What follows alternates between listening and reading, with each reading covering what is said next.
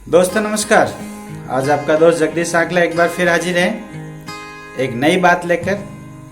और आज मेरी बात का मुद्दा है जीवन की कीमत।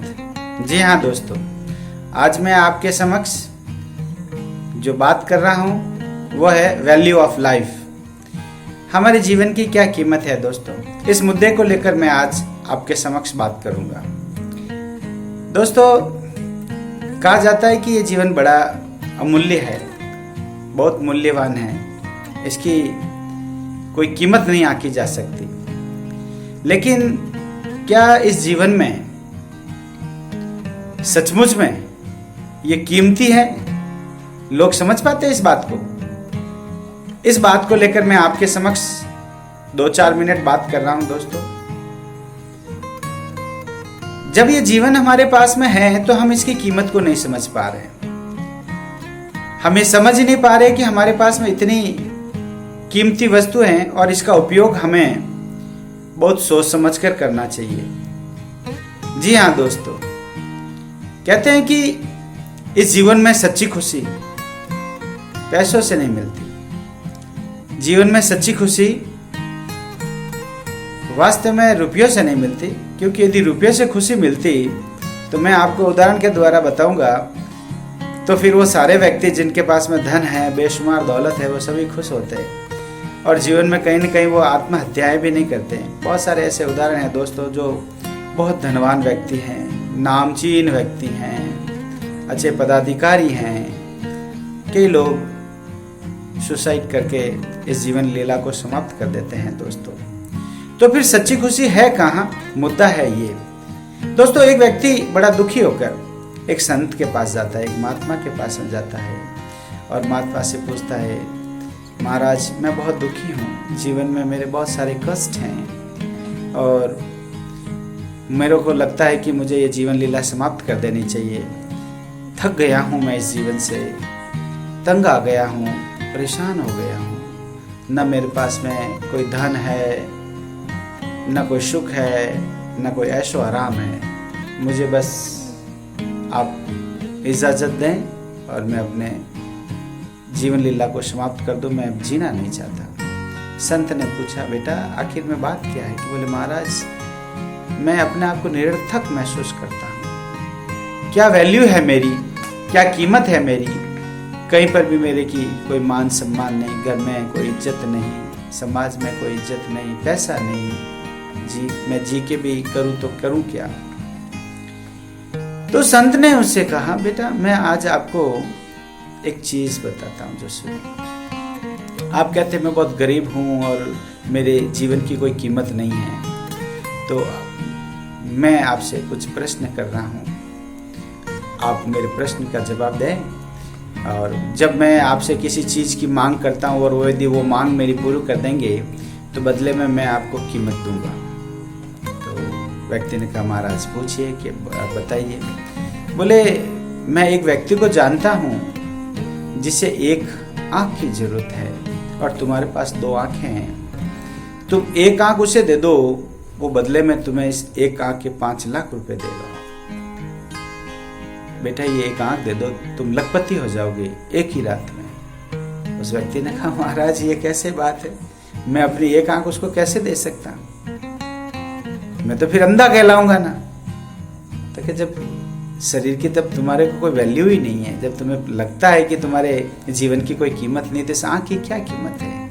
एक आँख दे दो, आप 5 लाख रुपए देंगे और दोनों आँखें दे दोगे तो 10 लाख रुपए भी मिल जाएंगे आपको। आप चाहेंगे तो इससे ज्यादा भी मैं दिलवा सकता हूँ, आप अपने ये दोनों आँखें उसे दे दीजिए और आप लखपति हो जाएंगे। उसने कहा, महाराज मैं ये कभी नहीं कर सकता। कि क्यों नहीं कर सकते आप? ये तो मात्र एक आंख की बात है। आप अपना और भी अंग बेचेंगे तो और भी बहुत सारी कीमत आपको मिल सकती है। इस प्रकार से करते करते उस साधु महात्मा ने उसके हर शरीर के हर एक अंग की कीमत बताई और करते करते उस शरीर की पूरी अरबों रुपए की कॉस्ट आंकी गई और वो आदमी अरबों रुपए पर भी अपने शरीर का एक अंग बेचने को तैयार नहीं था। दोस्तों, अरबों रुपए देने के बाद भी आप अपने शरीर का एक अंग बेचने को तैयार नहीं हैं, तो फिर आप कैसे कह सकते हैं कि आपका जीवन की कोई कीमत नहीं है? ये सोचने की बात है। कैसे कह सकते हैं कि आपका जीवन जो है अमूल्य नहीं है, इसकी कोई कीमत नहीं है और आप जीवन में बहुत निराश हैं? निराशा और आशा ये आपकी सोच पर निर्भर करती है दोस्तों। आपकी आशा और आपकी निराशा ये आपकी सोच पर निर्भर करती है, आपकी संतुष्टि पर निर्भर करती है दोस्तों। बहुत सारे ऐसे भी व्यक्ति हैं जो करोड़ों रुपए कमाने के बाद में भी संतुष्ट नहीं हैं, इसलिए वो निराश है। और एक मजदूर आदमी सैकड़ों रुपए कमाने के बाद में भी संतुष्ट है, इसलिए वो बहुत ज़्यादा खुश है दोस्तों। ये बिल्कुल सच्ची बात है दोस्तों। 2-3 ऐसे एग्जाम्पल हैं जो मैंने कहीं पढ़े हैं। ये कहते हैं कि एक रेमंड कंपनी का जो मालिक, और उस कंपनी की कीमत आंकी गई 12,000 करोड़ रुपए। 12,000 करोड़ रेमंड्स कंपनी का मालिक अपने पुत्र की बेरुखी की वजह से अलग किराए के मकान में निवास करता रहा या करता है। ये बात है। एक ऐसी महिला जिसका पुत्र विदेश में कमाता है और वो अरबों रुपए की मालकिन है, और वो बॉम्बे के किसी मकान में, फ्लैट में अकेली रहती रहती उसका पूरा शरीर गल गया दोस्तों। करोड़पति अरबपति होने के बावजूद में भी उसका पूरा शरीर गल गया। बहुत सारे दोस्तों मैंने ये देखा है कि प्रशासनिक अधिकारी, IAS लेवल के अधिकारी, RS लेवल के अधिकारी ने सुसाइड कर दिया। और आज भी बहुत सारे उदाहरण कभी न कभी किसी न किसी महीने में ये सुनने को और पढ़ने को मिल ही जाता है कि अमुक अधिकारी ने सुसाइड कर लिया। संत महात्माओं को ले लीजिए, वो सुसाइड कर लेते हैं जिनके क्या जरूरत है पैसों की, धन की। तो जिस खुशी की बात करते हैं दोस्तों, वो खुशी पैसों में नहीं है। यदि सचमुच में पैसों और पद में यदि खुशी होती तो एक IAS अधिकारी क्यों सुसाइड करता? पैसों में यदि सचमुच में खुशी होती तो रेमंड कंपनी का मालिक किराए के मकान में क्यों रहता? और पैसों से यदि खुशी होती तो वो महिला अपने घर के अंदर एकाकी जीवन क्यों व्यतीत करती? इसका तात्पर्य यह है दोस्तों, जो वास्तविकता है वो व्यक्ति के इस शरीर की जो कीमत है, और उस कीमत को जानकर आप अपने आप को संतुष्ट रखें, अपने आप को संतुष्ट रखें और खुश रखें। और हर हाल में, जिस हाल में ईश्वर ने जो हमारे को ये शरीर दिया है, ईश्वर ने हमारे को ये जीवन दिया है, इसको समझने का प्रयास करें।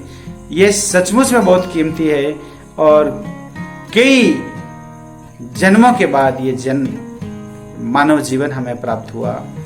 इसके अंदर मात्र केवल कमाना, खाना और वंश वृद्धि करना ही नहीं है दोस्तों। बहुत सारे कार्य किए जा सकते हैं, समाज सेवा की जा सकती है, दूसरों के जीवन का उत्थान किया जा सकता है। अपने के लिए तो सभी जीते हैं दोस्तों, लेकिन जो दूसरों के लिए जीता है उसका जीवन है। जो दूसरों की मदद के लिए हरदम तैयार रहता है, ये जीवन उसका है। इसीलिए बड़े बड़े महात्मा, बड़े बड़े लोग हुए, उनके दुनिया से जाने के बाद में भी उनकी जयंतियाँ आज तक हम मनाते हैं, क्योंकि उन्होंने अपने जीवन की कीमत अपने लिए नहीं बल्कि दूसरों के लिए आंकी, अपने जीवन को दूसरों के लिए झोंक दिया। इसलिए उनकी जयंतियाँ आज भी मनाई जाती है, उन्हें आज भी याद किया जाता है।